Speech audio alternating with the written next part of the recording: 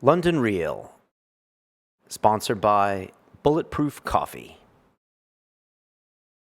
And if you got the 27 guys on stage, I mean, will the best guy ultimately win or place in the top three? Well, who is the best guy? Yeah, It's a matter of opinion, right? Because it's subjective. Is you have 7 people judging there, and what they'll do is they'll have 7 scores, and then they'll eliminate the highest and the lowest. So you end up with 5 scores from 5 people, and we have a criteria, for the judging process that it's bodybuilding. So you're obviously looking for muscle mass, but the muscle mass should be proportionate. So it should be proportionately distributed. And of course, contest condition in bodybuilding means very low body fat, extremely low body fat. What kind of percentages are we talking? I'm not sure that there's really an accurate way to measure body fat. I think underwater weighing is probably the most accurate, but I never had access to that. We used to use skin fold calipers, but I found once you get below a certain level, they don't read that well anyway.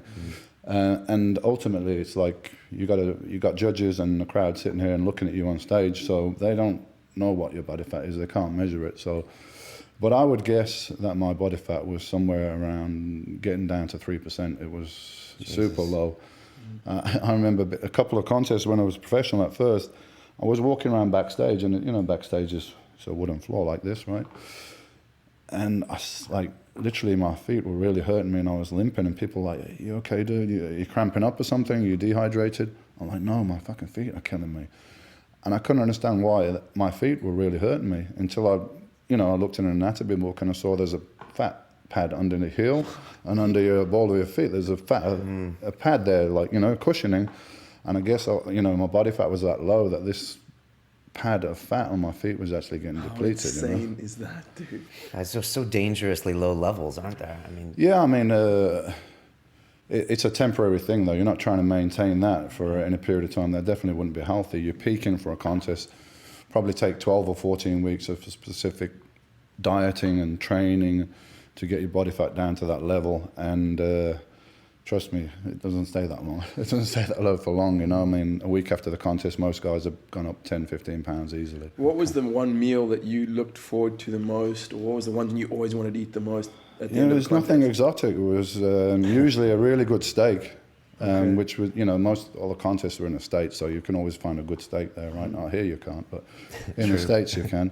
Good basic steak and fries and a good ice cream and stuff like that, But that's what I had, but your mind plays tricks with you. I used to fantasize about all kind of strange food that I never really would eat, or even when I finished my diet, I don't want it now, but because I guess because your dietary fat intake and so on is so low that you start craving spicy, fatty foods and stuff. And I used to have dreams, I remember one day waking up and just in a panic in the middle of the night because I had a dream that I went downstairs and ate a load of sausages.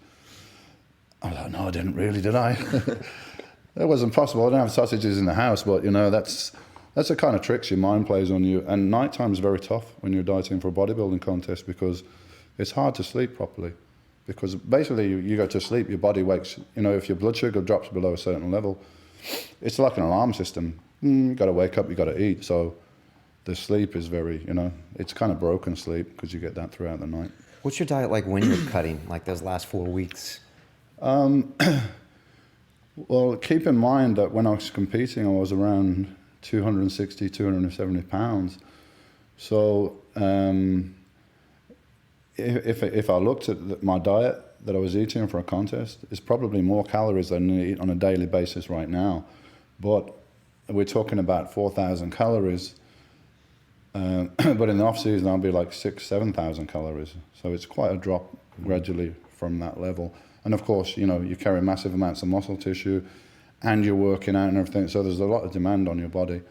But it's over a period of time. I generally try to lose 2 or 3 pounds a week over about 12 weeks or something like that, Typical diet was mainly lean proteins like egg whites, chicken breasts, protein shakes, maybe a lean beef. Those were the protein sources. And then the fats were fairly low. Some carbohydrates from oatmeal, brown rice, and a lot of vegetables, obviously, broccoli, spinach, things like that. A little bit of fruit, but not too much. London Real, sponsored by Bulletproof Coffee.